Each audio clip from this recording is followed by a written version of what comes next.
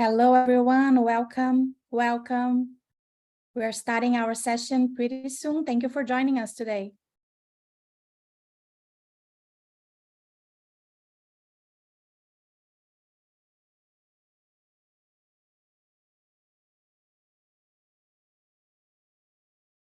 Hello and welcome. Thank you for joining us.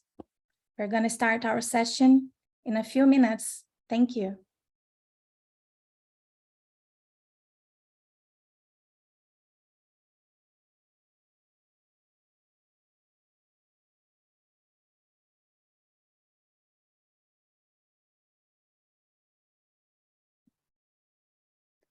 Hello, everyone. Welcome. In the name of the National Latino Behavioral Health Association, the National Hispanic and Latino Addiction and Prevention Technology Transfer Centers, we welcome you.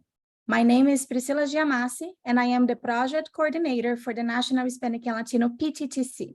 Welcome to the first session of a four-part series titled Accelerating Training in Behavioral Health Equity, a learning series for trainees.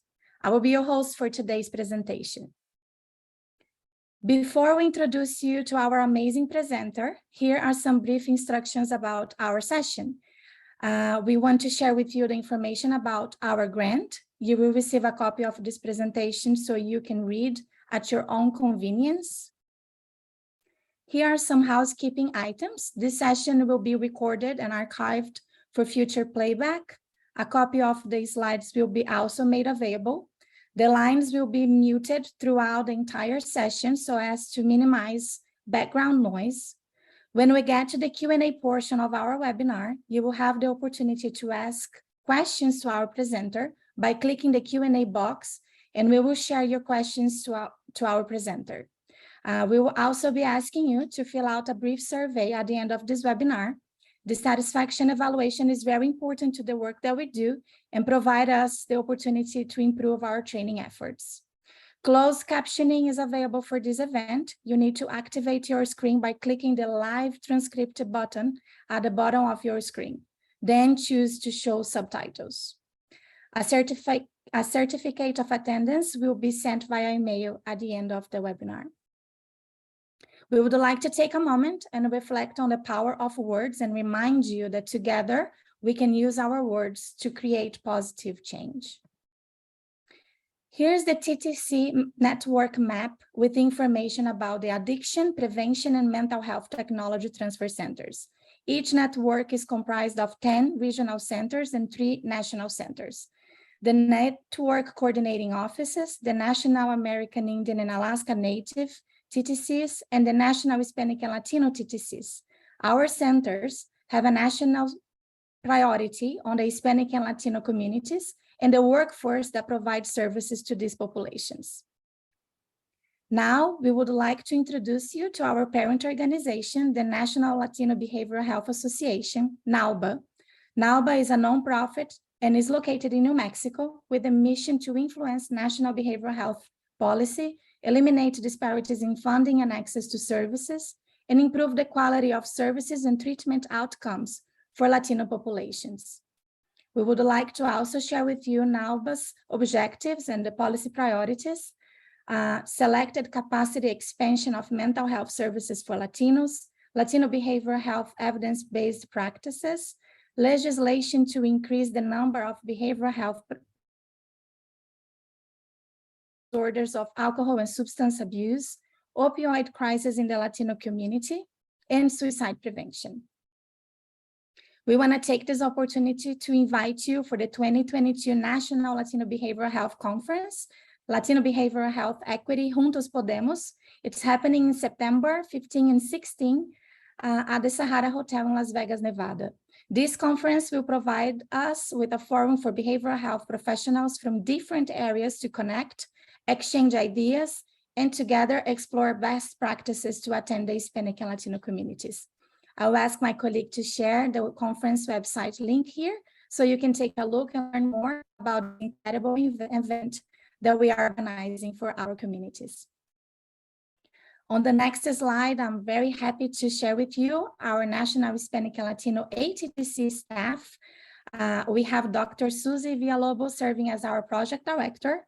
Raquel just joined us today. Today is her first day as one of our staff members. Welcome, Raquel. She is working as a co-director. And Anna, she is working as a program specialist of the Attc.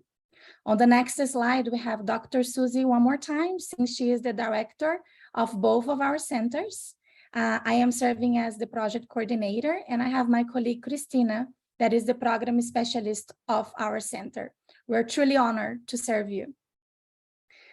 Now it's time to introduce you to our presenters. A presenter, Dr. Marilyn Sampilo. She is one of my favorite people in the world, but I'm gonna be professional. I'm gonna read you her bio. Dr. Sampilo is a clinical psychologist who specializes in integrate behavioral health and health disparities among diverse and marginalized populations. She received her doctoral degree in clinical child psychology from the University of Kansas, a Master of Public Health with concentration in social and behavioral aspects of public health from the University of Kansas Medical Center, and an executive certificate in social impact strategy from the University of Pennsylvania, all of which have allowed her to develop extensive experience in prevention, health promotion, and intervention for diverse populations, particularly the Hispanic and Latinx population. Dr. Sampilo is well-versed in public policy from her tenure as Health Equity and Cultural Competence Administrator at the state level, where she led the agency's behavioral health equity initiatives and consulted with state agencies on issues of equity and diversity, particularly related to racially and ethnically diverse immigrant and refugee populations. She is currently a psychologist in the Center of Pediatric Behavioral Health at the Cleveland Clinic, where she works in integrated behavioral health within primary care. I'm sorry. She currently serves as the Health Equity and Social Justice Lead for the center, and she is a chair of Diversity, Equity, and Inclusion in the Pediatrics Institute of Cleveland Clinic. She also works with various local, state, regional, and national entities on training and professional development in the areas of health equity, diversity, and cultural proficiency. Dr. Sampilo, it's always a privilege to learn from you. Thank you so much for sharing your knowledge with us. You can feel free to start your presentation now. Thank you so much, Priscilla. It's mutual. I love working with Priscilla. I love working with Namba. And I give Priscilla a mouthful of things to put in my bio. So I apologize for the length of that bio, but I really do love working for Namba. And I'm so happy to be here to present this particular series to you all. Before we begin, I just want to make sure that I do a intentional and purposeful land acknowledgement. So I'm delivering this presentation on the lands of the Erie, Kaskaskia, and Mississauga people. The Erie, Kaskaskia, and Mississauga people are the traditional owners of the land upon which Cleveland Clinic Children sits, which is where I'm at. And we wish to honor their enduring presence by acknowledging their history and including the history in the work today. So a lot of what we're going to talk about today are structural and multiple determinants of health. Included within that is oppression. And so I want to make sure that we take a moment to acknowledge the traditional owners of the land that we sit. So just to go over disclosures, I have no conflicts to disclose. And then I wanted to start off this presentation by just giving you an overview of what to expect over the next 4 sessions. So I'm going to do a little bit of housekeeping things just for the next few minutes. So this first series or this first session today, which I'm very excited to bring to you, I'm going to do an overview of behavioral health and behavioral health care disparities. We're going to differentiate between the two, go through examples of the two, and just sort of get you really comfortable with those concepts. We're going to review the multiple determinants of health. And then we're going to go into session 2, which will be tomorrow. So same time, same place tomorrow.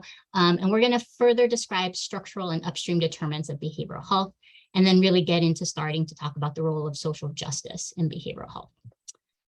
Next week, we will start with this discussion of social justice and related concepts central to equity, and then outline individual and provider level factors that are important for developing a social justice orientation. So how do you really kind of develop a social justice orientation? We're going to start with that starting next week. And then on Tuesday, the concluding session of this series, we're going to outline strategies to promote equity across areas of behavioral health practice. So we're going to talk about it from a practice standpoint, a clinical practice standpoint, a research standpoint, education, training, advocacy, sort of across the gamut. Because I recognize that a lot of the attendees, you represent different areas within training, and you represent different maybe areas of foci within your training. So I want to try and see if we can maybe provide some strategies across all of the domains of practice.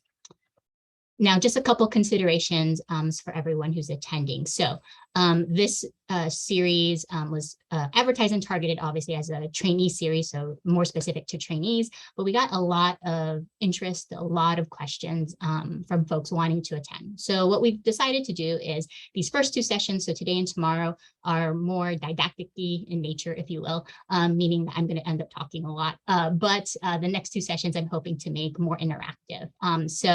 There is a bit of a mixed audience. So I do want to just make sure that everyone's aware. We do have trainees in the room, but we also have folks who are not trainees who are interested in talking about these issues and interested in incorporating these issues into their training. So they're attending to get more information on that. However, when we do the interactive components next week, we will create specialized trainee interactive components. So you will be doing those interactive components just among your peers or just among trainees. We are going to try our best to kind of create groups based on where you are, certainly within your level of training, and then where you are in terms of where, if you're a trainee or not a trainee as well. So again, attendees are a mixed group. And I want to just acknowledge that we all come to this information and material in this learning series with different perspectives, identities, and experiences. So I just want to make sure I put that out there.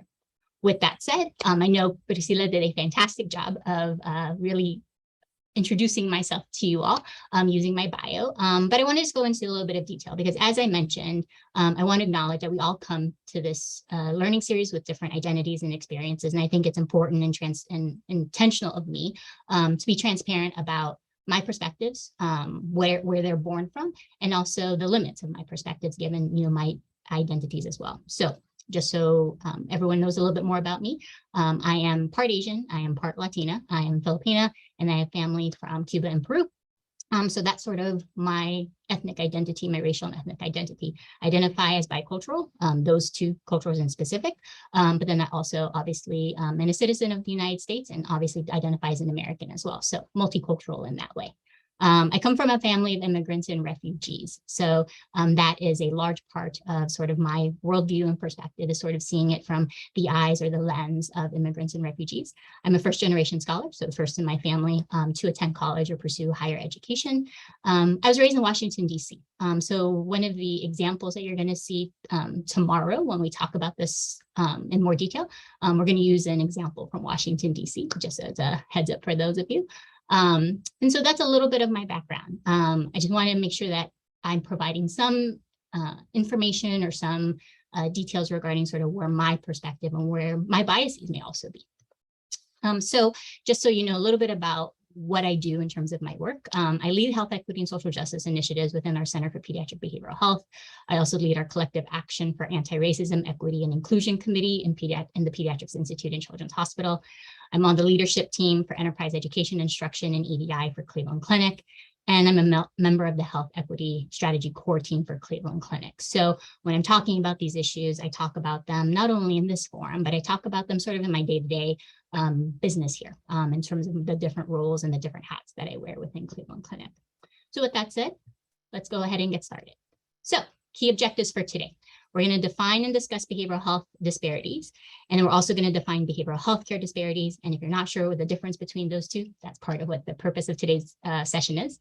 We're going to discuss disparities among select communities, and then outline determinants and factors that contribute to behavioral health inequity. But first and foremost, I want to know a little bit more about you. So I want to know who's in the audience. So in just a second, a poll is going to pop up, and you should be able to select one of the options in terms of your current training level or current professional status. So I'd like to know if you are an undergraduate or a postbac, if you're a graduate student, if you're an intern, if you are a resident. I know it's called differently at different places.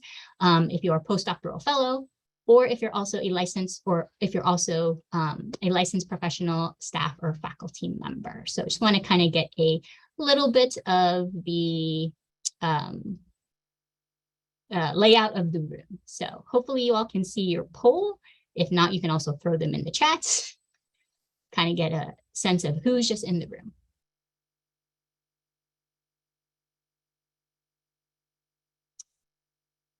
Right, we definitely got a lot of B's. And then we've got the poll on the screen. At least I can see it, so hopefully everyone else can see it. And folks are also throwing it in the chat. I appreciate the interaction, everyone. Right. So we'll just give it a few minutes, and then Priscilla, when it looks like you feel like a lot of the majority of the folks have answered, you can go ahead and share the results with folks.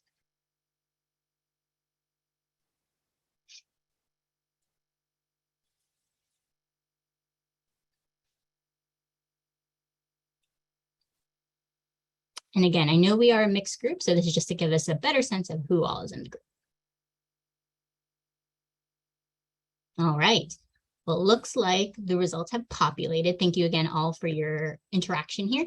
Looks like the majority of the folks in attendance identifies graduate students, which is fantastic because again, it's a trainee learning series. So graduate students, undergraduates make up about 12% of our series today. So kudos to you all for being undergraduates and already sort of getting a jump start and a head start on this stuff. So I really appreciate you all being in attendance. We have some interns and residents, some postdoctoral fellows, and then some very interested licensed professional staff and faculty who again are very interested in sort of learning a little bit more about these issues. All right, so with that said, I will go ahead and close that poll. Thank you, Priscilla. And then I would like to assess your current knowledge of behavioral health equity. So just go ahead and think about what you know about behavioral health equity and tell me if you think you're a beginner, an intermediate level of knowledge, or if you have an advanced level of knowledge. And again, this is just your own self-perception, no like operational definitions of these options. Just tell me where you feel like you fit.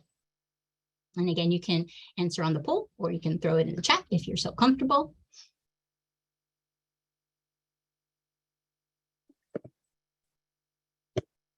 And again, we'll give it a few minutes for folks to have some time to populate their answers in the poll, and then we will share the results just like the last one.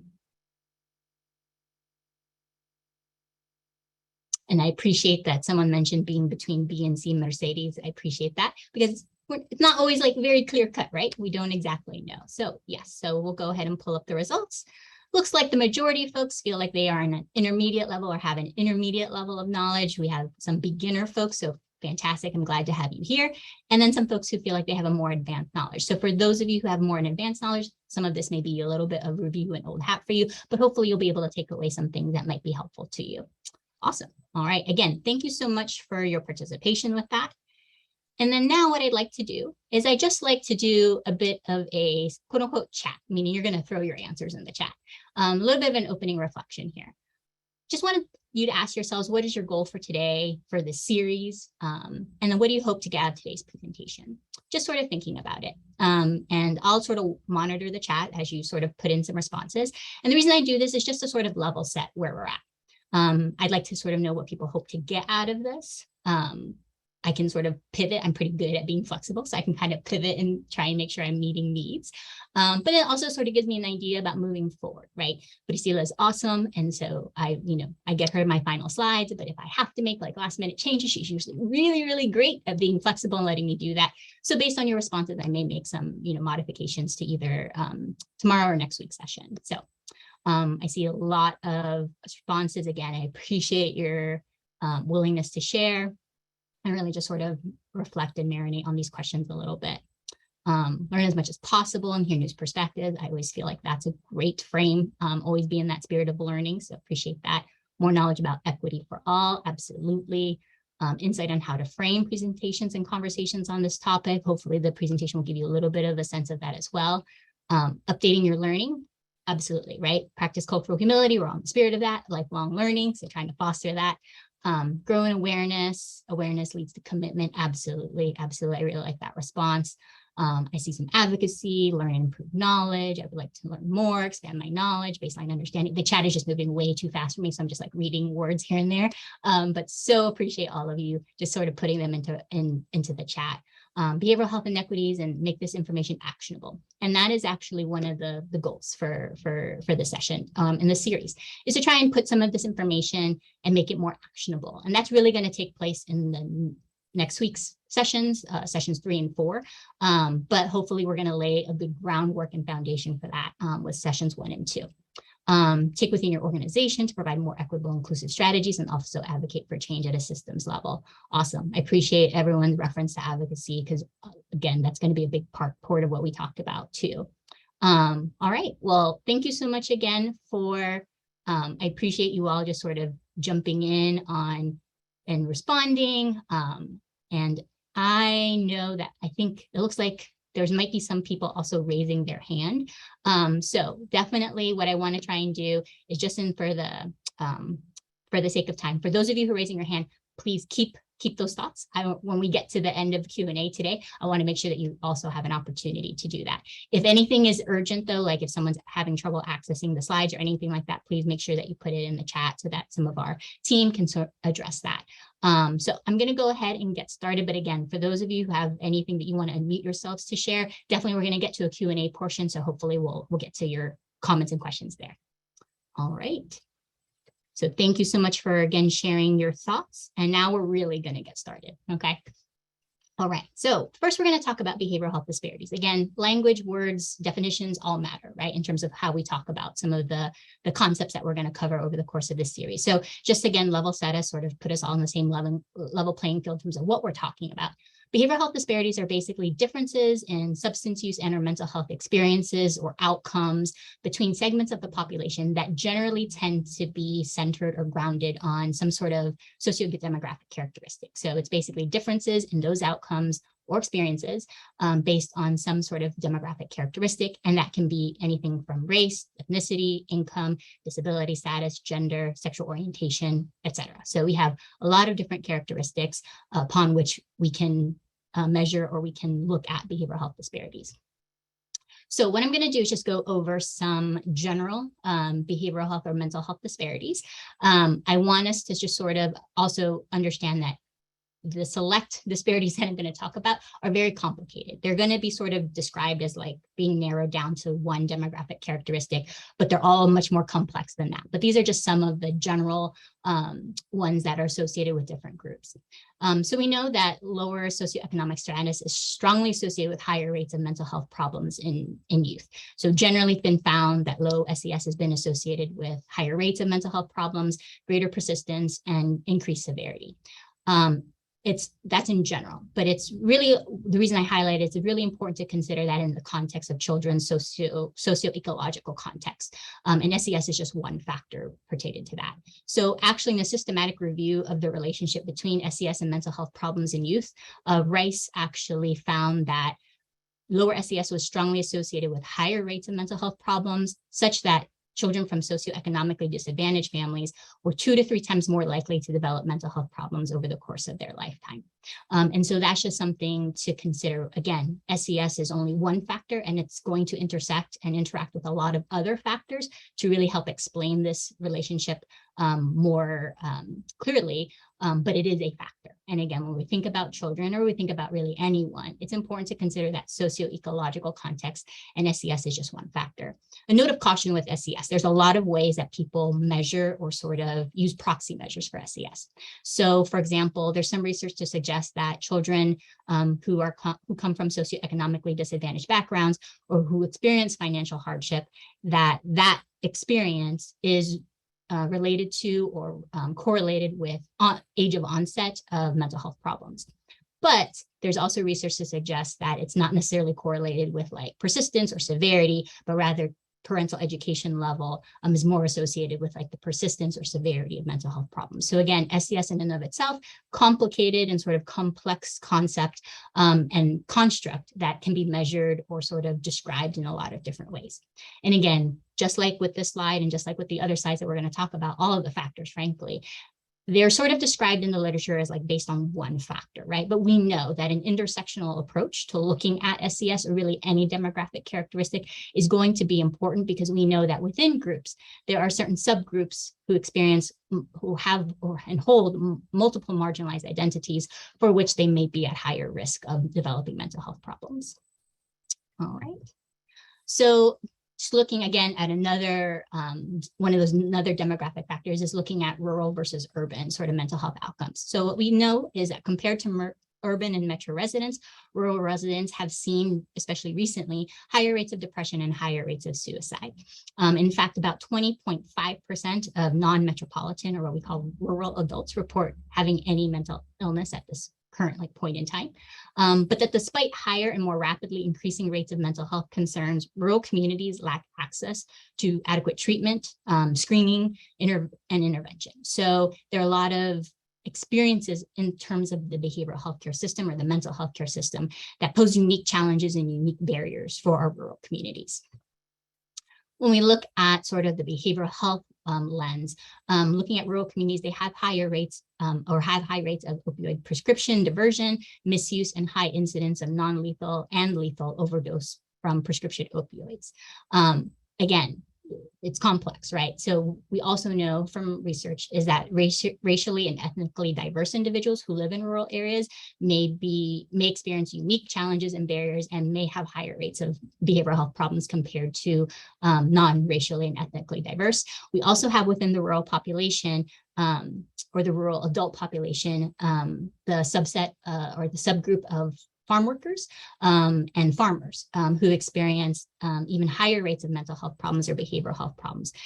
In fact, in recent years, the outlook for farmers and ranchers has been worsening from that economic standpoint. And so a lot of agricultural challenges, a lot of economic challenges has increased rates of mental and behavioral health among farm workers specifically when looking at rural adults. With that said, we've also just mentioned that they experience these unique barriers and to screening, identification, and treatment. And in this particular case, they also sometimes experience less access to life-saving interventions like naloxone, which can reverse the effects of an overdose. So when we think about behavioral health versus behavioral healthcare disparities, what we just talked about was really sort of behavioral health disparities. And I recognize I didn't really make this distinction, but so when I think about behavioral health versus mental health, behavioral health is sort of taking the totality of health and wellness, right? So we're looking at both physical and mental health sort of and behavioral aspects, right? So that's sort of more of the umbrella term. When we're talking about mental health, more so we're talking about mental health, psychological functioning specific to that. So just want to make that distinction before I move forward. But what we're going to talk about now, what we call behavioral healthcare disparities. So a behavioral health disparity, as I mentioned, is a difference in outcome based on some sort of socio-demographic or demographic characteristic, right? It's differences across populations that tend to be centered or based on some sort of socio-demographic characteristic. Behavioral healthcare disparities are something slightly different. So they typically refer to differences, or how we're going to use it is differences in access to and use of care, or the quality of care between groups based on socio-demographic characteristics. So now we're talking about more of the system of care and the healthcare provided, the service delivery of care provided within that system. And there's differences across segments of the population based on demographic characteristics when it comes to those things as well. And again, we're going to go through and look through a couple of examples here, okay? So we know there are gaps in treatment. This is from data from SAMHSA that basically is looking at treatment need versus treatment engagement for African Americans. So if you sort of look at this figure or this set of data, what we're basically looking at is that the lighter portions of each colored bar graph are basically the proportion of individuals who are not actively in treatment despite having treatment need. Despite there being identified need for some sort of behavioral health treatment or intervention, they are not actively engaged. So if you look across all of these different categories, whether it's substance use disorder, any mental illness, serious mental illness, co-occurring disorders, or even just major depressive episode, you see that a preponderance of individuals have an identified need but are not actively engaged in a treatment or intervention process. You'll also notice that the lighter portions, which represents those who are not engaged despite need, also among African Americans exceeds the numbers that we typically see in the general population, right? So the question is why? Why do we have these big treatment gaps when it comes to our Black and African American community? Well, we see some similar rates when we look at our Hispanic community. So same type of graph here, looking at, again, the gap between treatment need and treatment engagement or treatment use or accessing treatment. So again, the majority, the light portion of your bars represent the individuals who have need, but despite treatment need, are not actively currently engaged or receiving treatment. And again, a lot of different reasons for that, but those numbers suggest that there's a huge gap, and a gap that really we're not closing as fast as we need to be and as effectively as we need to be. So that's also something that we see with children. We see different rates of use or percentages of use in healthcare utilization when we look at children's mental health care utilization. So in a study, Rogers and colleagues looked at sort of the treatment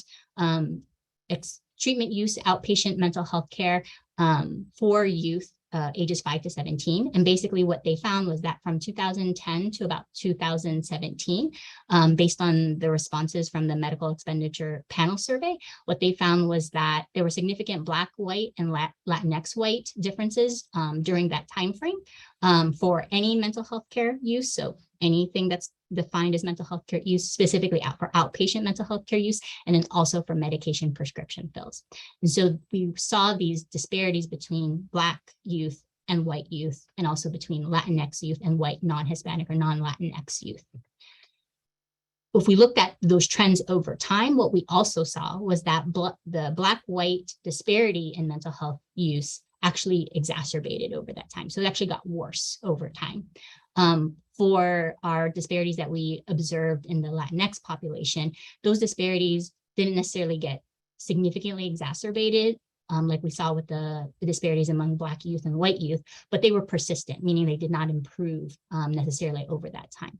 So again, sort of goes back to even what we saw with those graphs from SAMHSA, is that we are not making enough progress when it comes to closing the gap for the use and utilization and access for some of our racially and ethnically diverse individuals. Dr. Yes. Sorry, there was a question. I think it's important for you to take care of that right now. Someone is asking if those numbers are based on estimates. Yes, so roughly estimates, right? So basically we're looking at estimated data for treatment need and treatment population based on large sort of national databases. But again, those numbers are based on, those national kind of panels and national kind of surveys, but it doesn't necessarily specifically answer the question of like, what is truly the numbers in terms of the representation of the gap, right? They're basically estimates, rough estimates that we think highlight the need to really look at issues of behavioral health equity, but they're not like, I wouldn't say that they're concrete numbers completely like current data too. I would say it's also some of the data is from like 2018. So it's also not currently up to date likely. Awesome. Other questions, Priscilla? Thank you for monitoring the chat for me. No problem. Someone else asked, Roberto, asked, behavioral health disparities are only on substance use and about mental health. What about physical activity, nutrition, and sleep? I'm sure you're going to cover some of these items throughout the presentation. Yep, absolutely. So when we talk about behavioral health, I appreciate that question because it's really talking about the whole gamut of physical health and mental health, right? So that includes physical activity, sleep quality, sleep quantity, frankly, includes all the other aspects that don't necessarily fall under the traditional umbrella of mental health, which is why behavioral health is sort of more of the umbrella larger term, right? Because it's capturing both factors that contribute to physical health and well-being, or what we typically see as physical health and well-being, as well as sort of the mental health, traditional mental health component. So good question.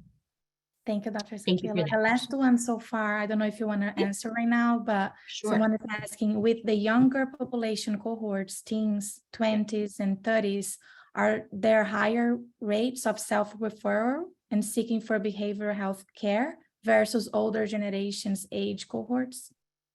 That's a really great question. And I actually don't know the answer. I don't know that there's been, at least that I've seen. And again, there's lots of research that I haven't seen. So it may just not have come across it, but I'm not sure about the question about self-referrals. I would say that in general, we know that referral, and we're going to get into talking a little bit about that, why there's some barriers to other folks referring. But I actually don't know when it comes to self-referral for young adults, if we see the same gaps, if you see the same disparities, if you will, in those numbers in terms of accessing or attempting to access behavioral health care. That's actually a really good question, something I'm going to look into because I appreciate that question. So I'll definitely look into that and see if we can maybe talk a little bit about that at either tomorrow's session or a session next week. But thank you for bringing that up. Thank you, Dr. Zampilo. This is all for now. Thank you for raising your questions. Make them come. Like, we're going to cover them out throughout the presentation and at the end on the Q&A portion as well. Thank you. Yes. No, thank you for your questions. And Priscilla, I appreciate you checking back in with the chat with me since I can't as efficiently look at it while I'm presenting. So I just appreciate everyone's patience with that. So sort of tied to, I believe it was Roberto, his question about whether or not there might be differences in the disparity data when it comes to like young adults or sort of older children who might be able to self-refer for mental health. While I don't necessarily know the answer to that specific question, there are reasons why referral rates are disparate among different segments of our population. So we know that BIPOC youth and LGBTQ plus youth, for example, we know that a lot of referrals come from schools, right? So you think about the environments where children spend the majority of their time, it's school, and then home, and then another source of referrals or common referrals are your primary care center. But if we think about schools and think about individuals who maybe are what we call the gatekeepers, right? So they're the individuals who can identify and refer individuals for treatment. We know that among BIPOC and LGBTQ plus youth, we know that youth who demonstrate behavioral problems, which may suggest some, behavioral health need potentially, they're less likely to be referred or less likely to have their problems viewed in that way. They're more actually likely to be referred for behavioral problems at school, more likely to be referred for school discipline actions or be criminalized, frankly, for their school behavior. And so when you think about that, you see how that can easily create a disparity when it comes to referral rates, right? We also know that, for example, Asian American youth are less likely to be identified and referred for behavioral health treatment. There are a lot of different reasons for that. Again, it's sort of beyond the scope of this particular presentation to talk about the different factors that play a role for every demographic group. But we do know that Asian Americans are less likely to be referred for a similar reason, sort of that gatekeeper. They're just not to be identified. Rates of internalizing problems harder to recognize, and sort of the academic achievement that we sometimes see in Asian American youth is that if their academic achievement is sufficient, or they tend to be performing well in school, it sort of negates maybe folks seeing a problem or folks perceiving a need for further intervention. So that's some of the factors that play a role there for Asian American youth. We also know that Black, Latino, Latinx, and Asian patients are less likely to receive a diagnosis of depression, but more likely to receive a diagnosis of schizophrenia. And again, there's some questions about the interpretation of symptoms, how we interpret symptoms, how we conceptualize cases, how we conceptualize care. So it's very important to think about the factors that might play a role. But these, again, are just some examples. There are a lot of different examples of disparities in identification and referral practices, but I just want to sort of highlight a few just to kind of give you the idea of what we're kind of working with. All right, make sure that I'm on.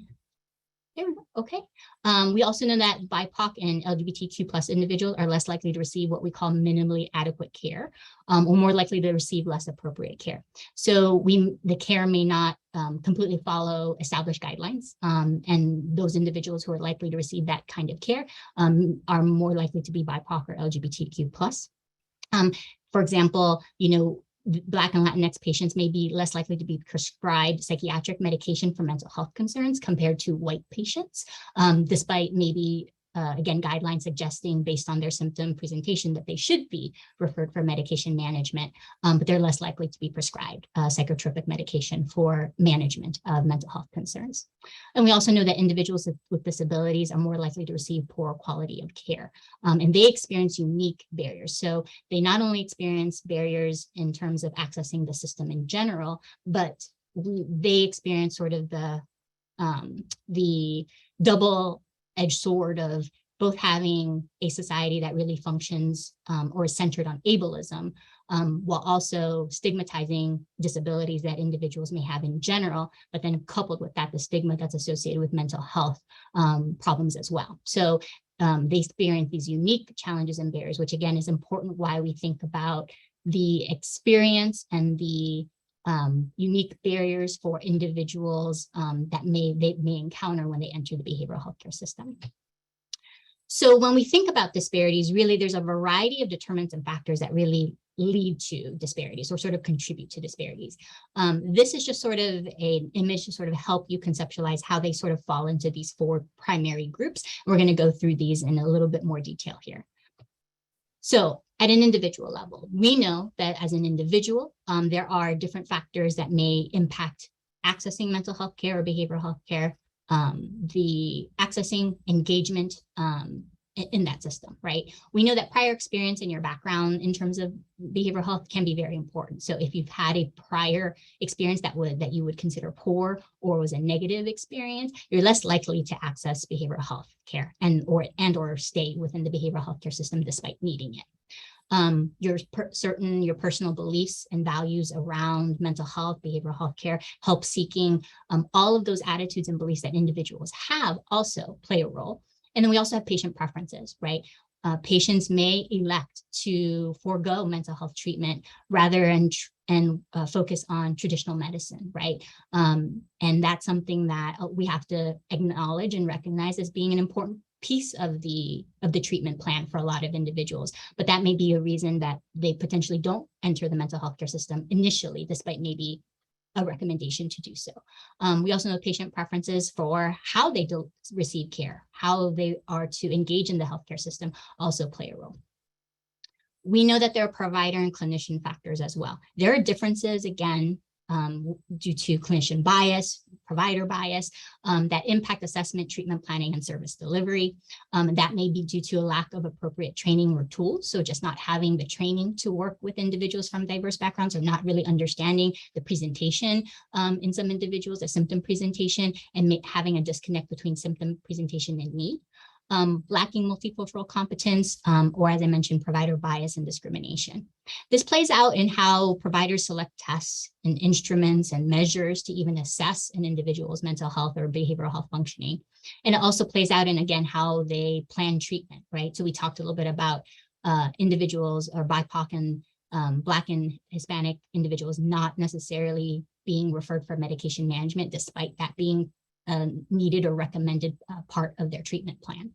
So provider characteristics and provider behaviors and factors do also play a role in sort of the disparities that we see when it comes to behavioral health care.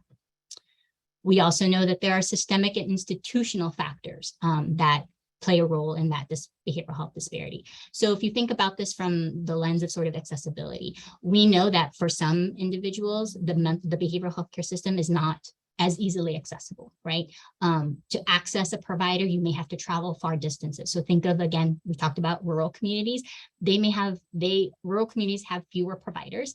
They could go outside of their rural community to engage with the behavioral healthcare system, but they would have to travel a certain distance in order to do that. You also have certain systems that don't necessarily address the issue of insurance status. So if you don't have insurance, you can't access certain behavioral health care agencies or organizations. And we also have just issues in terms of accessibility, in terms of, time, being able to access services at a time where folks can engage in those services. So 8 to 5 typical hours aren't necessarily going to work for a lot of families, right? Or a lot of families who have to work don't have the time or the do not have afforded the luxury to take time off from work to seek out behavioral health care services. So there's a lot of issues with accessibility. We're also talking about availability. We know that there's a chronic shortage of behavioral health care professionals. So you think about currently, we are in a current behavioral health crisis. There is not sufficient providers for the amount of need that patients and community members are expressing. And while that is the reality, there's just that shortage. For some communities, that shortage or that factor is much more stark. As I mentioned, for example, rural communities, you may have much fewer providers to select from, and you may have to travel great distances. So the availability of providers is hard. So when you think about a shortage, again, think about crises in general. Crises tend to impact disadvantaged or marginalized communities in a different way. So if you think about behavioral health care shortage, the folks who are going to be disproportionately impacted by that shortage are going to be individuals already entrenched in marginalized communities. Affordability. So we know that in terms of affording the cost of mental health care can be challenging for individuals, whether that is due to behavioral health carve-outs within your insurance plan, whether that's your behavioral health deductible that some individuals have, whether that's just out-of-pay copay costs from session to session. We know that the cost and affordability is also a factor when it comes to systemic or institutional issues. And again, thinking about individuals who do not have health insurance, that is obviously another barrier for them as well. And then acceptability. And again, that goes back to societal and sort of systemic stigma around mental health, and how do we sort of break down that stigma for individuals. We know that, for example, individuals who belong to racially and ethnically diverse communities may have different beliefs about help-seeking behavior, may have different beliefs about mental health. And so the societal stigma that is associated with mental health may play a unique role for those individuals who, again, belong to marginalized communities, so their experience is different compared to other individuals as well.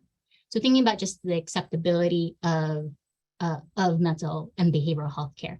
When it comes to acceptability, you're also talking about, again, sort of going back to where individuals might prefer to receive their mental or behavioral health care, right? So that may not necessarily be within a traditional behavioral health agency, that may be more within the community, or that may be more within areas that they're more comfortable with. And so thinking about sort of the acceptability of behavioral health care, the acceptability of behavioral health treatment, and how our systems aren't built to do that, haven't been built to really deliver care in communities where it's needed, but rather you have to travel outside of your community, can be a barrier as well. So, and then we have structural factors. So all of those factors we just talked about, affordability, accessibility, all of those, there are factors that sort of govern the limits and the constraints imposed on that. And so those are what we're talking about, sort of the factors that govern and create systemic and perpetuate social inequality. So when we think about the systems and the policies and the practices that drive the issues and the barriers associated with affordability, accessibility, and all of those things, they get down to more of a structural level. We are talking about structure sort of built in, embedded within our system, within our society, that govern and frankly perpetuate those inequalities. So when we think about all of those factors, right, really why we're even naming those factors or talking about those factors is because at the end of the day, and the reason you all are attending this series on some level, is an emphasis and an orientation towards health equity, right? So health equity, just the definition from like Healthy People 2030, the attainment of the highest level of health for all people. And achieving health equity requires valuing everyone equally, with focus and ongoing societal efforts to address avoidable inequalities, historical and contemporary injustices, and the elimination of health and healthcare disparities. So that's sort of really what we're talking about in terms of the overarching goal, is to be able to prevent these avoidable inequalities. And that's a really key term: avoidable, preventable, unjust. Because when we think about the things that contribute to health inequity, it's really based on a lot of things that by reasonable social action could be mitigated. When we think about health disparity, again, just sort of going into, again, words and definitions, disparity is a difference in outcomes.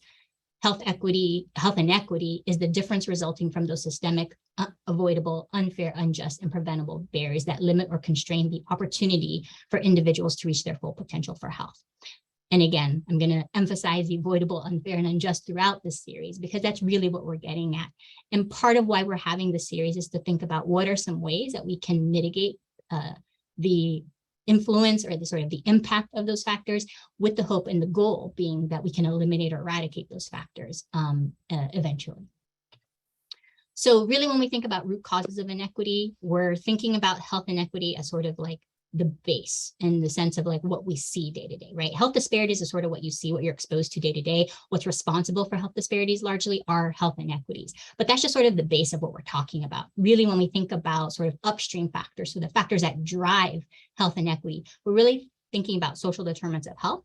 But then even above that, we're talking about the structural inequities, right? So if you think about this sort of as a card game, as a metaphor, think of sort of health inequity, think of social determinants of health as sort of the hand that the dealer deals you, right? Those are the cards you're working with. That's the hand that you're dealt. Structural inequities are sort of the rules of the game. And they're governed by the people who make the rules. They make the policies, the procedures, and practices that govern the game, if you will, right? Now, in certain instances, the rules favor certain individuals and they disadvantage other individuals. Or maybe the dealer goes rogue and they just like don't follow the rules, right? The idea is that basically when you think about structural inequities, I want you to think about those larger systems, policies, procedures that are entrenched in our history of historical injustice that then have an influence or impact social determinants of health or the experience of social determinants of health for individuals, which then lends itself to health inequity, which you see manifest as health disparities. So that's really what we're talking about here. So if we think about this from a more sort of descriptive form, if you're looking at this image, right? I like this image. It's from the California Department of Public Health. They do great work out there in terms of really trying to address health equity. Think about sort of our traditional view of health was that we treat individuals, right? Individual comes into your office, you treat them for what ails them and you send them on their way. We treat individuals, right? And by treating individuals, we're focused on trying to improve the health of that individual. But what we now know is that individual health is really just the tip of the iceberg. So think of this as sort of like a triangle, right? An iceberg, right? Healthy individuals are really just the tip. You can't really be a healthy individual without also taking into account how healthy his or her community is, how healthy their environment is, and how healthy society is. And you see this sort of well depicted here because you have your social determinants of health there on the side, but they make up the scaffolding, if you will, to create an environment, a community, and eventually the reality for an individual to be healthy. But we have a lot of work to do in order to do that. And first and foremost, it goes back to being a healthy society. That's sort of your ground level. And in order for us to be a healthy society, we really have to try and tackle those structural factors that really have embedded and are ingrained within our society that drive the inequality and drive the perpetuation of that inequality. So when we think about social determinants of health, this is sort of what we're talking about. These are the social determinants of health as outlined by the Centers of Disease Control, Department of Health and Human Services. So here are your 5 big categories of social determinants of health. We have economic stability, neighborhood and built environment, healthcare, education, and the social and community context. This is depicted by this flower, if you will, or sort of tree. It's not my best tree, but something that sort of looks like a tree that I'm hoping to sort of clarify or sort of depict. In theory, if all of this works well, then we have a healthy tree, right? But the problem is what's in the soil. What's in the soil are the policies, the economic systems, and the other institutions that have produced and maintained those modern social inequities, as well as health disparities. And they're often classified or often along the lines of those sociodemographic characters like race, class, gender, sexuality, and ability. They're the policies, the practices, and the norms, really, that govern sort of our society. So you'll notice that now the tree has changed color, right? Because what we know is that those things exist. They are heavily entrenched into the fabric of our society, and they impact individuals differentially to create differential outcomes. And we know that the impact of a lot of these things, the oppressions of social structure, the hierarchies, they're negative. They have a negative impact. And so by virtue, we are not a healthy society. Hence, the tree is no longer healthy. So Compton and Shim really sort of outlined all of these factors in sort of their model of social determinants of mental health. So social determinants of mental health is sort of a take on social determinants of health, but specific to mental health. And what Compton and Shim and their team sort of outlined were these 4 main categories, if you will, 4 main areas. And within those different areas, a lot of different other factors. So for example, high detrimental to US societal problems could be things like climate change. Immediate global and physical environment could be, food deserts. Basic needs in terms of housing, transportation, food and healthcare, food insecurity, and socioeconomic status and opportunities for accruing wealth can be the legacies of historic redlining and things like that. So these were sort of the pockets, if you will, created by Compton and Shim in terms of their conceptualization of how do you apply the social determinants of health to really mental health. So this is just sort of the beginning of their model. And then here is their full model. And essentially what they say is that oppression impacts policies, practices, and norms, the influence of the oppression, so your isms, ableism, heterosexism, all of those, creates this unfair and unjust distribution of opportunity, which then impacts all of those different determinants of mental health, if you will, which results in reduced options, behavioral risk factors, physiological stress responses, and psychological stress, leading to adverse mental health outcomes for individuals and communities. So you see here sort of how thinking about social determinants, it's okay to think about social determinants. It's okay to think about those 4 different areas. Previous slide, it's okay to think about those 5 different areas when it comes to the social determinants of health. But really, you have to think about what's in the soil. What's creating the quality, the distribution, the allocation of all of those different determinants of health. And there are structural determinants. And that's really what we're going to focus on tomorrow, is really talking about more of those upstream structural determinants. So folks have a good understanding of, when I think of behavioral health disparities, I think of that as being the surface. That is the thing that structural inequality sort of manifests as. And there's all these different parts and different components that sort of lead to ultimately what you see every day, which is our behavioral health disparities. But there's a lot of different factors that sort of lead to that, right? But it's all sort of starts with that structural area, sort of that structural level of factors. So this is just sort of the structural determinants of mental health. Again, the framework that was put forth by Compton and Shim. And there's a lot of different readings on it, really helpful, but it really, I think, is a good conceptualization of how to think about this and why equity and why social justice is really important. Because when we think about social justice is really about eliminating unfair and unjust distributions of opportunities. It's to allow folks to have not just an equal opportunity to live their healthiest life. Social justice is about ensuring that everyone is equally valued, right? So we don't have the social hierarchies, we don't have those social structures that inherently place value on certain communities and devalue other communities, right? It's eliminating that. And it's trying to, in behavioral health, the adoption of a social justice orientation is to really sort of understand what drives sort of that notion of why society has created sort of that scaffolding where we do have different value placed with different communities. So trying to really understand that is the first step in trying to eliminate that.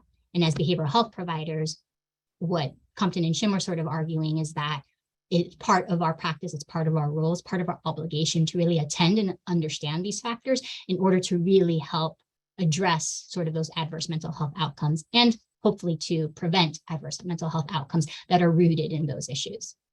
So that's the model. So what I want to do now is I want to get into a little bit of an interactive exercise. And I do this with every training that I do. Before I share sort of the images that we're going to discuss, I want to make sure that I sort of give a disclaimer that the images that I use in this presentation coming up next, there are definite criticisms of the image. I keep the images in my presentations for a very specific reason, which I will disclose at the end of our exercise. But I just want to make that disclaimer, because if folks see the image and they're like, yeah, I've actually heard this is not the greatest image, trust me, I'm aware of that, but there's a reason I keep it in. And I'll explain that in just a second.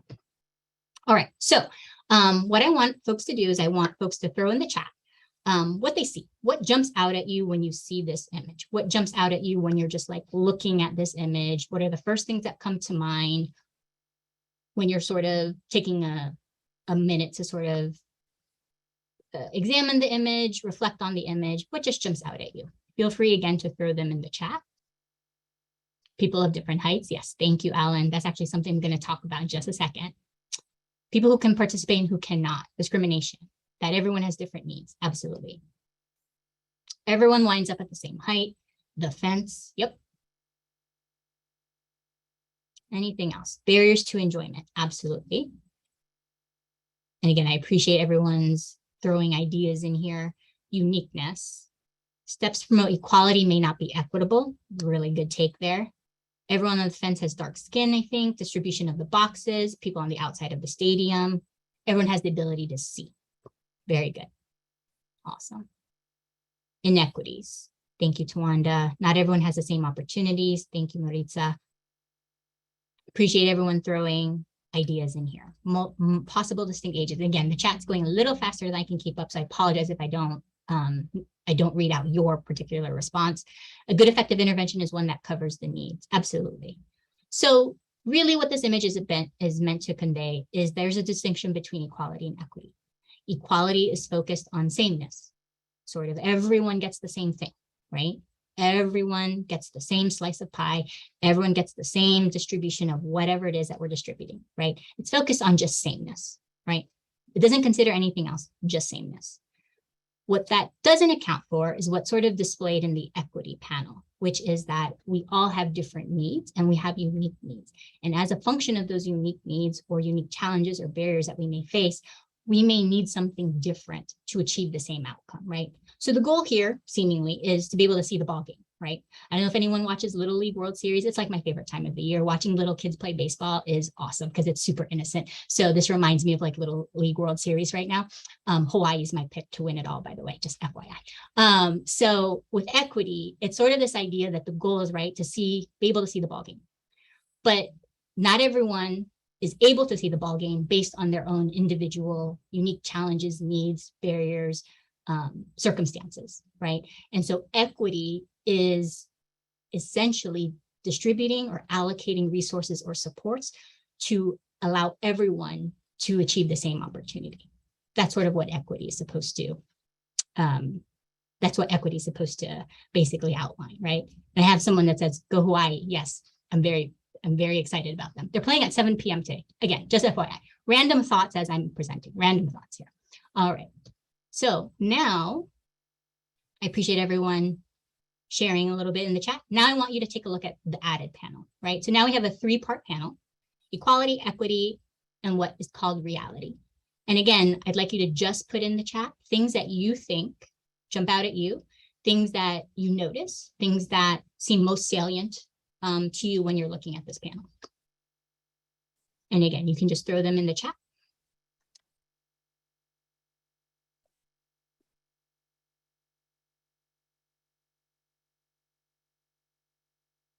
Disproportional privilege. The reality is that there's huge disparities. None of the images focus on removing the barriers in place. The fence up. Reality is deeply unfair. Some have very serious privilege. Seems so jarring, appalling. Discrimination. Billionaires versus the rest of us. How far deep on the right got? How far deep? Yep. Those in the middle is same in all 3. Yep. The older you are, the more knowledge you have. Very good. All good reflections here. Equality isn't enough to offset reality. The fence is still up. Some people have much more than they need. Absolutely. Pure denial. Yep. Other thoughts? So as people are maybe still putting in some thoughts in the chat, one of the things I want to, because as I mentioned, I use this activity in a lot of my different presentations. And one of the things that I think is important, which I did not mention at the other panel, so actually go backwards just a second, because I want folks to kind of see this panel, is so one of the things that I think is important to note is if you see my buddy here in the red or maroon, whichever, closer to maybe maroon, red, orange, something like that, but you see my buddy in the middle. My buddy in the middle on the equality panel is looking straight ahead, right? Everyone's really focused on their game. They're not quite seeing anything else going on, not quite paying attention to anything else or anyone else besides their own experience, right? Everyone's really focused on the game. And my buddy in the purple is not able to see, right? In the equity panel, you notice that my buddy in the red or maroon has now pivoted his perspective, right? He's no longer looking at the game. He's now looking at the individual to the right of him who is now able to see the game. I think it's important to understand how this has been interpreted. So I've heard, my buddy in the red is like super excited. He's super excited that the other guy can see, and he's just like really enjoying the fact that he can see the game and his excitement, right? Awesome. I've also seen the interpretation that my buddy in the red is wondering why my buddy in the purple has 2 boxes and he only has 1, right? So I think it's important to sort of understand the perspective with which we see these things, right? That some folks do think everything should be equal, that everyone should get the same thing. And some folks, when we do try to enact or promote equity, see it as unfairness, perceive equity as being actually unfair to them or somehow disadvantaging them. And I think that's important because that is the reality of, one, what perspective can be, and two, some of the discussions and the reactions that you might receive from folks who attend presentations on issues of equity, right? So getting back to this panel, again, I apologize, I just wanted to make sure I mentioned that. When we get back to this panel, when we talk about reality, I see some additional comments in the chat, recognition of the need for change. I keep wondering about the hole in the fence in the equity panel. Yes, definitely. So there's that hole that my friend in the purple is sort of attempting to view the game through. So thinking about different reactions to these panels, and I appreciate everyone's interaction and sort of thoughts as they put them in the chat. So the reality panel, I would say, is that a lot of you have captured what strikes a lot of people. One is that it feels like individuals who have resources, who don't really need any additional resources from the beginning, have more, right? Like the folks who don't need it still gain more or have more. For the reality for some individuals is it does feel like it's this never-ending hole, right? Like no matter what I do, I can't get myself out of this hole. That's really important when we think about sort of that notion of pull yourself up by your bootstraps, right? That is a notion. And I will say personally, I've had discussions around this because I've heard people use me as an example of pull yourself up by your bootstraps. I've delivered this presentation and folks will say, well, like you're a good example, like you worked hard and you're very successful. I worked hard and I got support and assistance. There's a lot in my life and in my childhood and beyond where I did get assistance and I did get support and I got people to invest in me, right? Not everybody has that, right? And so I think there is this sort of misnomer about that concept of pull yourself up by your bootstraps. That's not sufficient. It's not about hard work. It's not about a deficiency on an individual's own individual effort. But when we think about basically perpetual disadvantage or concentrated disadvantage for a lot of our marginalized communities, it is a cycle of deprivation. It's a cycle of being deprived of the resources and the supports needed to achieve similar opportunities at every stage of life. So in childhood, and again, and again, and again, and it builds, and then it feels like that hole, right? And so I think it's important to understand that for marginalized community members, there can be and there has been concentrated disadvantage. So it's not simply I experienced this disadvantage. It's a series of disadvantages or concentrated disadvantage that they're working with and that they're experiencing. And it feels like, and it can be this hole that feels like no matter what, it's very hard to get out of. And it's not reliant on those individuals to pull themselves up out of the hole. It requires society to make concessions and requires society to adjust and sort of restructure and reorganize to be able to provide individuals the resources and needed support so that hole doesn't exist, right? So that the needs for the boxes don't exist, which is this, right? This is what we're trying to achieve, true justice and true liberation. So I saw some comments about sort of the fence, right? That a lot of times when folks see these images for the first time, they don't even pay attention to the fence. It's like, how do you help people see over the fence? Recognizing that, frankly, the fence is also the barrier, right? That at the end of the day, the folks behind the fence are still going to be at a disadvantage compared to the other people who are able to view the game, right? They're not as a part of the game environment, right? And that's the goal. So why not dismantle the fence? And that's sort of what we're thinking about. When we're talking about equity, we're talking about distribution of resources and supports, providing people with what they need to get to the same opportunity. That's what we're working towards right now because society is so inequitable by virtue of all of those structural factors. We know that there's that unfair and unjust distribution of opportunity. So we have to address that. That's equity. But the goal is justice, which is why we're going to focus on social justice. The goal is justice, where there is no need for equitable distribution, right? Because the barriers don't exist anymore, right? That's part of dismantling those structural issues, which is very challenging and very hard. And that's not like any individual one person's work, right? It's going to take a systemic and societal change. But part of what I hope that you understand from a behavioral health standpoint is there's inequity within the behavioral health care system. And what is our role? to trying to push for justice within the behavioral healthcare system. And that's what I'm going to hope to impart with you in this like a beginner learning series. And again, I emphasize beginner because this is going to be a lot of like beginning work, beginning information. But my hope is that you're going to have some individual steps, some thoughts, some reflections that will help you push forward for folks to move towards equity and then eventually for justice. But in order to do that, we have to sort of develop that social justice orientation. So with that said, I want folks to, just take a moment. I just talked a lot about the last panel, liberation, but I want folks to sort of take a moment and throw some thoughts in the chat if you haven't already. I'm just going to scroll up a little bit here. Priscilla, bear with me. So I see that Andy wrote, makes me think of the cultural value of aloha, sharing and helping others that don't have and don't need more than you can use. Absolutely, right? So if we take up resources, that's a lost resource, right? If we don't need it, then it's not necessarily being allocated to another individual that might need it. So I appreciate that. And then the perspective of the fence. Yes, the fence. I hadn't heard that perspective before. Yes. So breaking down the fence, right? It's all about what constrains us, right? What are the things that exist that make it hard, make it more challenging for individuals, particularly from marginalized communities, to access the same opportunities so they have the full ability and the full capacity to meet their full potential in terms of health. And a lot of that is due to social determinants of health, but there are factors that govern social determinants of health. Daniel Dawes, I don't know if any of you are familiar with Daniel Dawes. Daniel Dawes wrote a book called The Political Determinants of Health. It's actually a really good read. I actually sign it as part of the residency curriculum I do here at Cleveland Clinic Children's.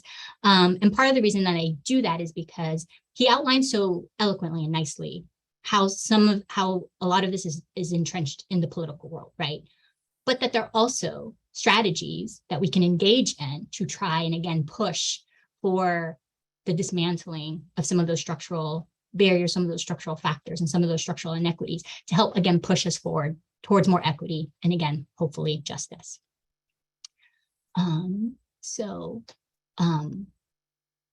Mercedes said, a hole seems to be where there's a will, there's a way. Put your foot in the door to keep it from closing or unhinge it or et cetera. Creative options to level the playing field borders. Yes. So I've seen that. Thank you for bringing that up. I believe it was Mercedes. Yes. I've heard that, or I've not heard that, but heard it sometimes viewed as, look at how resilient my guy in the purple is, right? Like they find a way to be resilient. And what I generally say is, yes, resilience is important. And what we want to do is we want to make it so that people don't have to be resilient, right? That people don't have to find their way through the fence. They don't have to they don't have to fight to get their foot in the door, but rather have the opportunity or given the opportunity, afforded the opportunity to enter the space, right? And so thinking about like resilience as definitely it's a great construct, it's a great concept and applied. And we want to talk about resilience when it comes to this because it requires resilience to really deal with all of the oppression that marginalized communities face. And yet at the same time, understanding that it shouldn't be on them to develop resilience. It should be on the society to create structure that doesn't need folks to be resilient, right? And that's sort of what we're sort of pushing for. So excellent. So when it comes to the images, and thank you, I think someone prompted me to remember to explain why I keep the images here. There are inherent criticisms of this image, and I agree with them. One is that we have people of differing heights. So sometimes how that can be construed or how that can be interpreted is that there's an inherent individual deficiency, right? These individuals inherently have some sort of characteristic that puts them at a disadvantage, right? That's intrinsic or internal to them. And we obviously don't want that message to be communicated. It's also brown individuals, or what I visually see or visually interpret as more brown figures that are in this image. Again, perpetuating maybe the idea that it's brown individuals or Black individuals or some darker shade of individuals who require more help. So the reason I keep these images, and again, those are all valid criticisms, and I'm sure there's others. The reason I keep these images is because I want also this concept to also hit home for folks, is that even with our best intentions, even when good intention, which these panels and images obviously were good intention to try and help people understand these concepts better, despite our best intentions, despite good intentions, we will make errors. We will make mistakes. There will be criticisms of the work. I myself do this work a lot. I make mistakes, I make errors. And part of doing this work and pushing for social justice is to be able to acknowledge that we can still make errors while pushing for liberation, right? I think it's important to understand that at the end of the day, some folks will say, well, we really need to push just for liberation, like we shouldn't be focused on, equity. I understand that argument as well. What I sort of say is we can focus on harm reduction. So meaning that we can focus on minimizing harm for marginalized communities who are already actively harmed. We can focus on harm reduction while also still working towards liberation. Like those two don't have to be mutually exclusive. You can do both. And part of that, like harm reduction, is sort of also understanding that we will make mistakes and we will cause harm inadvertently, but we will do that because we're human and we make mistakes. And again, I make mistakes in this work. And what I always tell people is if I ever make a mistake, if I ever say anything, please let me know. Because one, I will need to reflect on that. And two, I want to learn from that, discomfort, opportunity for growth, right? And three, I want to make sure that I do better in the future and I want to repair that, right? And so I think that's important to just understand is I think this is a really good example of even when well-intentioned, we will make errors. And as we work towards justice, we will make errors, whether that's with our patients, whether that's with our colleagues, whether that's with other individuals we encounter, community organizations we work with, community agencies, all of that. We will make errors. Most important thing is acknowledging that we made the error and then understanding like, where do we go from there? How do we learn? How do we repair? How do we move forward? All right.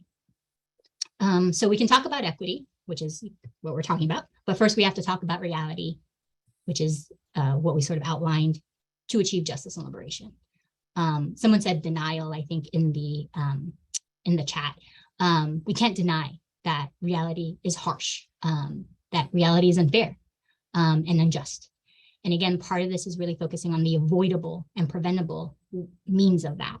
And in order to do that is really to try and push for justice and liberation, but we've really got to address reality. And that's what this series will focus on, is how do you understand the reality of the situation for a lot of our marginalized communities by understanding sort of the structural factors that sort of play a role, those upstream factors, and then how do you then apply a social justice orientation to try and promote equity for these populations.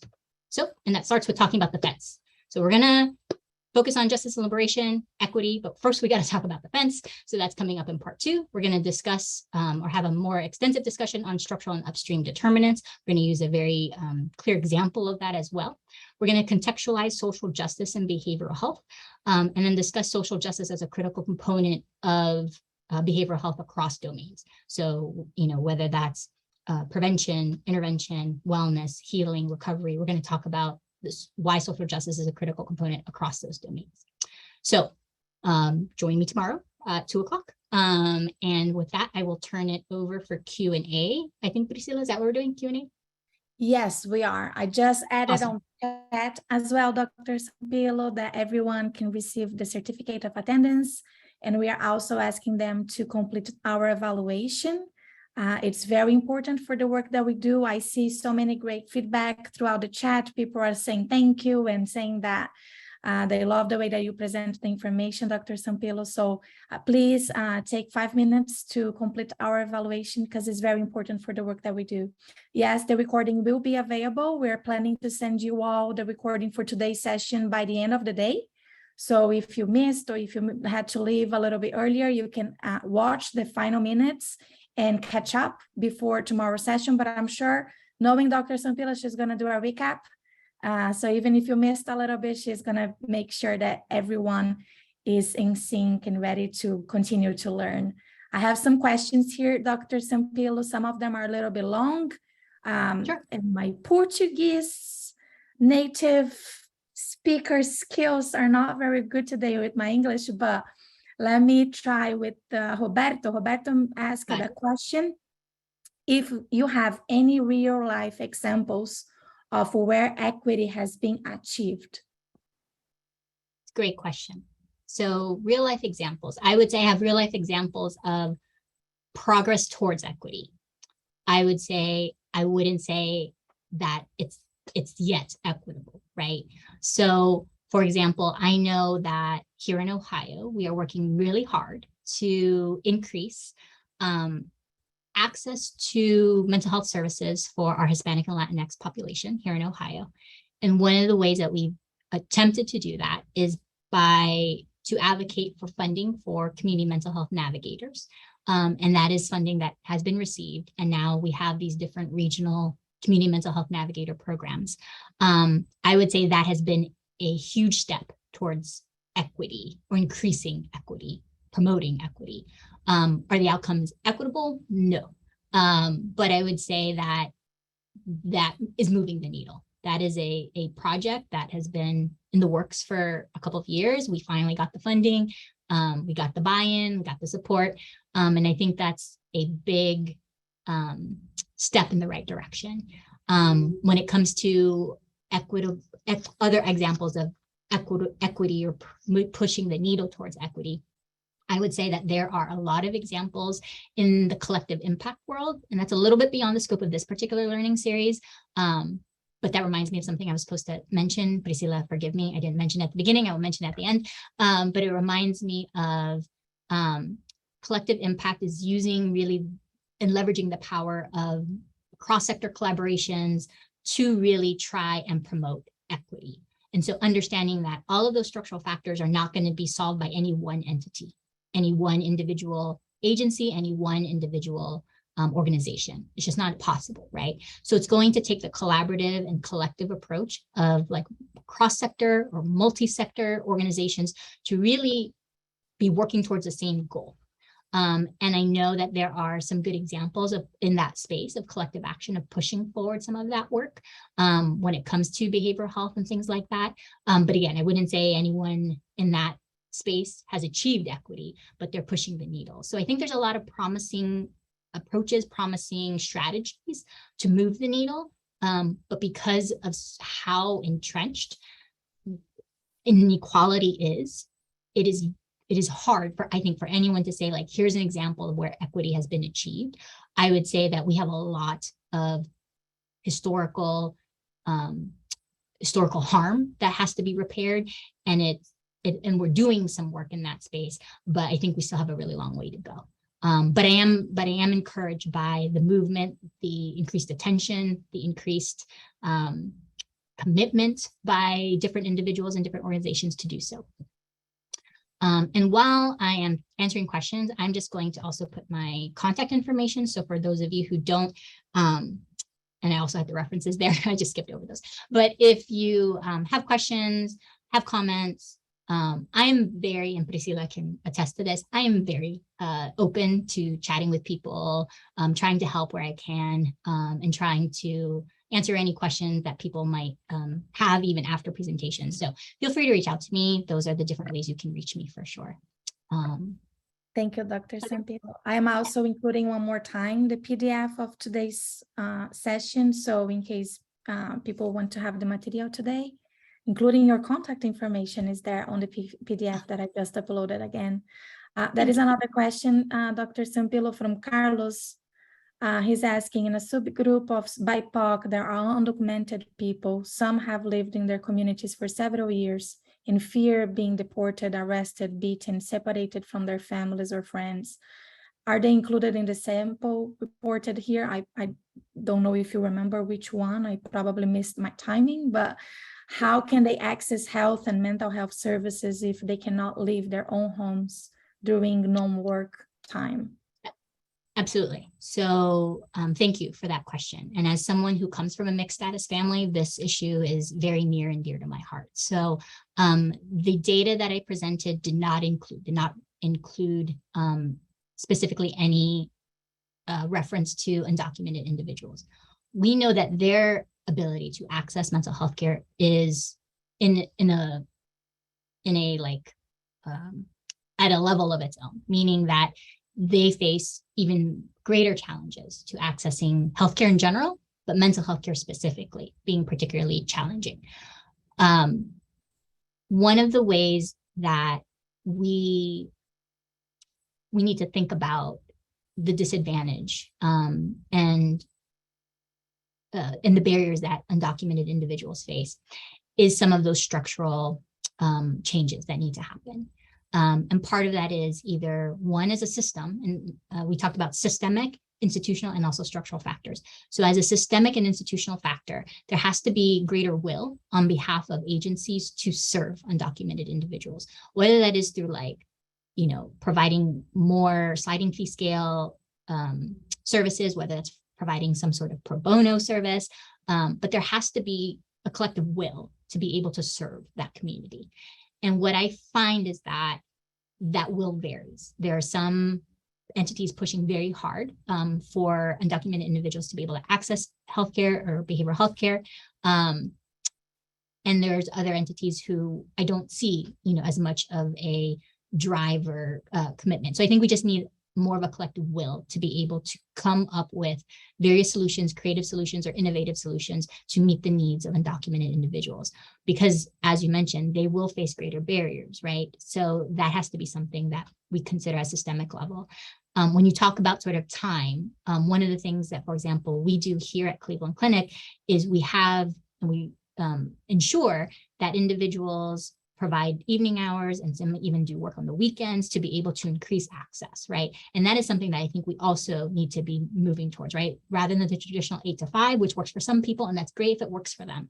But there are going to be individuals who cannot access services within that time frame and should not be cut out of services simply as a function of their work responsibilities. So that also is really important. We think about like our migrant workers, our farm workers, they are in the fields from sun up to sundown. So when are they going to be able to access those services? And that requires, again, systemic and institutional changes. When it comes to structural changes, and that's what we're talking about policy. There has to be collective will to pass policies that allow individuals who are undocumented to access insurance or access some sort of mechanism to be able to access healthcare.